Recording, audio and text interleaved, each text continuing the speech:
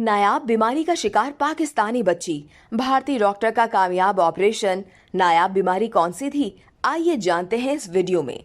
पाकिस्तान के सूबे सिंध से ताल्लुक रखने वाली 13 साल अफशीन गुल की जिंदगी कुछ मुख्तलिफ थी। 7 बहन भाइयों में सबसे छोटी, और वो कभी स्कूल नहीं गई और ना ही अपने दोस्तों के साथ खेली।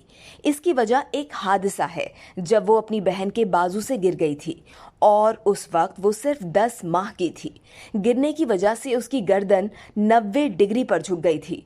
वालिदैन डॉक्टर के पास लेकर गए, जिन्होंने बच्ची को कुछ दवाएं दी और सहारे के लिए उसके गले में बेल्ट बांध दी, लेकिन हालत मजीद बिगड़ गई। अफशीन दिमागी फालिज का भी शिकार है। उसने 6 माह की उम्र में चलना, 8 साल की उम्र में बोलना सीखा, जिसने उम्र के दूसरे बच्चों से अफशीन को काफी पीछे धकेल दिया था। 12 साल तक अफशीन ने इस तकलीफदेह हालत में अपनी जिंदगी कराची शहर से तकरीबन 300 किलोमीटर दूर मिट्टी में अपने घर में कैद गुजारी। ताहम मार्च में उसकी जिंदगी बदल गई जब एक भारतीय डॉक्टर ने उसकी गर्दन का कामयाबी से ऑपरेशन किया।